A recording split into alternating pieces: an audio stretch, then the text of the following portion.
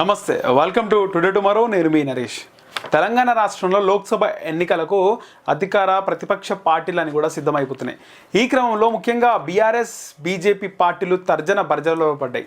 BRS కంటే craze బీజేపీకి ఎక్కువగా ఉందా అంటే ఖచ్చితంగా బీజేపీకి క్రేజ్ ఎక్కువగా ఉందని చెప్పుకోవాలి. ఎందుకంటే భారతీయ జనతా పార్టీ ఒక జాతీయ పార్టీ, దానికి సంబంధించి దేశంలో అధికారంలో ఉంది. అలాగే నరేంద్ర మోదీ నాయకత్వం మళ్ళీ కూడా కోరుకున్నట్లుగా ఉచిత IVF IUI కన్సల్టేషన్, ఉచిత అల్ట్రాసౌండ్ స్కాన్, 49 అంటే సంతానం, 49 అంటే సంతోషం కోరుకుంటున్నట్లుగా కూడా దేశంలో మనకు అనిపిస్తుంది. ముఖ్యంగా ఎప్పుడైతే అయోధ్య రామ మందిరం ఓపెన్ అయిందో అప్పటి నుంచి తండోపతండాలుగా జనాలు కొన్ని సంవత్సరాల దశాబ్దాల కళ నరేంద్ర మోదీ గారు మన ప్రధానమంత్రి తీర్చారు అన్న విధంగా ప్రతి భారతీయుడు అనుకుంటున్న వేళ ఎన్నికలకు అన్ని పార్టీలు కూడా వెళ్తున్నాయి. ఈ నేపథ్యంలో ముఖ్యంగా భారతీయ జనతా పార్టీ, బీఆర్ఎస్ పార్టీకి సంబంధించి రెండు పార్టీలు తెలంగాణ రాష్ట్రంలో ప్రతిపక్షంలో ఉన్నాయి. కాబట్టి ఒకసారి తెలంగాణ రాష్ట్రంలో చూసుకుంటే కనుక 17 లోక్సభ సెగ్మెంట్లు, దీంట్లో ఖచ్చితంగా ఒకటి ఎంఐఎం ఖాతాలో వెళ్తుంది. ఇక మిగతా 16లో 9 బీఆర్ఎస్ కైవసం చేసుకుంది, 4 బీజేపీ, 3 కాంగ్రెస్ కైవసం చేసుకోవడం జరిగింది. అయితే ఒకసారి బీజేపీ ఎక్కడెక్కడ ఉంది?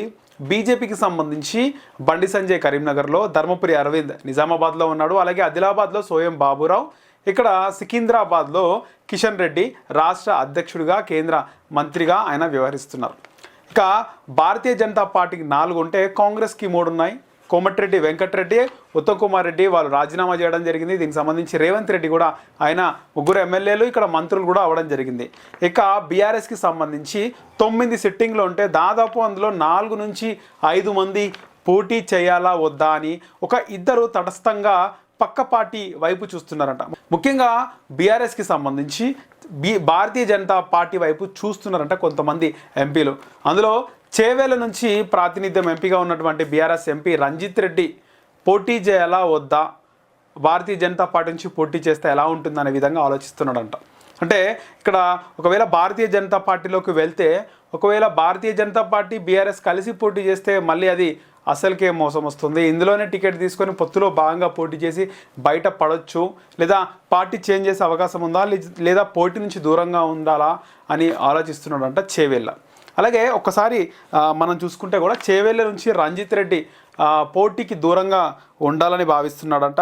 అలాగే కరీంనగర్ నుంచి ముఖ్యంగా ఒక 3 పార్లమెంట్ టికెట్లు బీఆర్ఎస్ ఫైనల్ చేయడం జరిగింది. అందులో మొట్టమొదటిది చేవేళ్ళ రంజిత్ రెడ్డి, అలాగే కరీంనగర్ నుంచి మాజీ ఎంపీ వినోద్, అలాగే నామా నాగేశ్వరరావు ఆయన ఎంపీగా ఉన్నారు. ఆయనకే మళ్ళీ ఖమ్మం టికెట్ ఇచ్చే విధంగా ఖమ్మం నుంచి నామా నాగేశ్వరరావు ఉన్నారు. ఇక తర్వాత పెద్దపల్లి నుంచి సిట్టింగ్గా ఎంపీగా ఉన్నటువంటి నేతకాని వెంకటేష్, ఆయన ఆల్రెడీ కాంగ్రెస్ పార్టీలో చేరిపోవడం జరిగింది. ఇక ఆదిలాబాద్ నుంచి ఆత్రం సక్కు, మాజీ ఎమ్మెల్యే ఆత్రం సక్కు లేదా మాజీ ఎమ్మెల్యే నగేష్లకు టికెట్ ఇవ్వాలా అనే ఆలోచనలో బీఆర్ఎస్ పార్టీ ఉందంట. అలాగే మెదక్ నుంచి ఒంటేరు ప్రతాప్ రెడ్డి, ఆయనకే టికెట్ ఇచ్చే అవకాశం ఎక్కువగా ఉందని తెలుస్తుంది. గతంలో మెదక్ నుంచి కేసీఆర్ ఉండే, ఈసారి కూడా మెదక్ నుంచి కేసీఆర్ పోటీ చేస్తాడు అనే ఒక ప్రచారం ఊపందుకున్నప్పటికీ కేసీఆర్ ఎంపీ ఎలక్షన్స్కి దూరంగా ఉంటున్నాడు. ఖచ్చితంగా ఆయన ఎమ్మెల్యేగానే ఉంటాడు, ఎంపీకి పోవడం అనేది అయితే ఒకటి స్పష్టమైంది. దీనికి సంబంధించి ఒంటేరు ప్రతాప్ రెడ్డికే మెదక్ టికెట్ ఇచ్చే అవకాశం ఉన్నట్లుగా తెలుస్తుంది. ఎందుకంటే ఒంటేరు ప్రతాప్ రెడ్డి గతంలో ఆయన 2014లో కేసీఆర్ పైనే పోటీ చేసిండు. ఒకానొక క్రమంలో ఒంటేరు ప్రతాప్ రెడ్డి కేసీఆర్ డి అంటే డి అనే విధంగా ఓట్లు రిజల్ట్ రావడం జరిగింది 2014లో. లాస్ట్ వరకు కూడా ఒంటేరు ప్రతాప్ రెడ్డి లీడింగ్లో ఉండే ఇక్కడ గజ్వెల్ నియోజకవర్గంలో. అలాంటి ఒంటేరు ప్రతాప్ రెడ్డి ఆ తర్వాత 2018లో కాంగ్రెస్ నుంచి పోటీ చేసి ఓడిపోయి ఆఖరికి ఆయన బీఆర్ఎస్లో చేరిపోవడం జరిగింది. ఆ తర్వాత ఆయన ఒక కార్పొరేషన్ చైర్మన్ ఇవన్నీ ఇవ్వడం, ఇక హరీష్ రావుతో కేసీఆర్తో సన్నిహితంగా మెలగడంతో ఆయనకి ఈసారి ఖచ్చితంగా మెదక్ ఎంపీ ఇస్తారని తెలుస్తుంది. 100% ఆయన పేరే వినిపిస్తుంది మెదక్ నుంచి. ఇక జహీరాబాద్ నుంచి ఆల్రెడీ బీపీ పాటిల్ ఉన్నారు, ఆయన ఖచ్చితంగా భారతీయ జనతా పార్టీ నుంచి కూడా నించునే అవకాశం ఉంది. ఎందుకంటే రూరల్లో బీఆర్ఎస్ ఓడిపోయింది.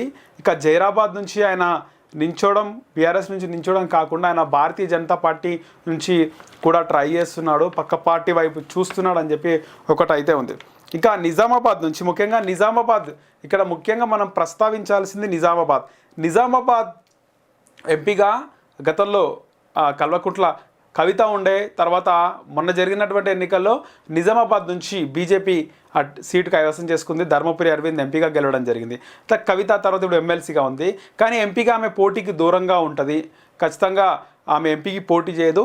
నిజామాబాద్ నుంచి ఒక ఇద్దరు పేర్లు పరిశీలిస్తున్నారంట. ఒకటి మాజీ ఎమ్మెల్యేగా ఉన్నటువంటి బిగుల గణేష్, ఆయన పేరుని పరిశీలిస్తున్నారు నిజామాబాద్ నుంచి. అలాగే మహబూబ్ నగర్ నుంచి మన్నే శ్రీనివాసరెడ్డి సిట్టింగ్ ఎంపీగా ఉన్నారు, సో ఆయనకి టికెట్ ఇచ్చే అవకాశం ఉంటుంది.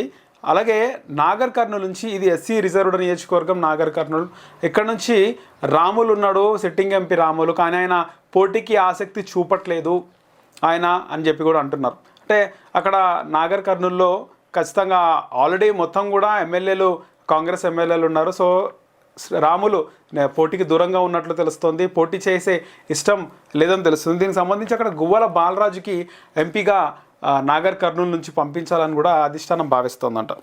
అలాగే మహబూబాబాద్, అక్కడ కవిత ఉంది, మాలతు కవిత ఉంది. అలాగే వరంగల్ నుంచి పస్నూరి దయాకర్ని టికెట్ ఇచ్చే అవకాశం లేదు, వరంగల్ నుంచి పస్నూరి దయాకర్ టికెట్ ఇచ్చే అవకాశం లేదని తెలుస్తోంది. దీనికి సంబంధించి అక్కడ కూడా వరంగల్ కడియం శ్రీహరి కూతురు కడియం కావ్యకి టికెట్ ఇచ్చే అవకాశం ఉన్నట్లు తెలుస్తుంది.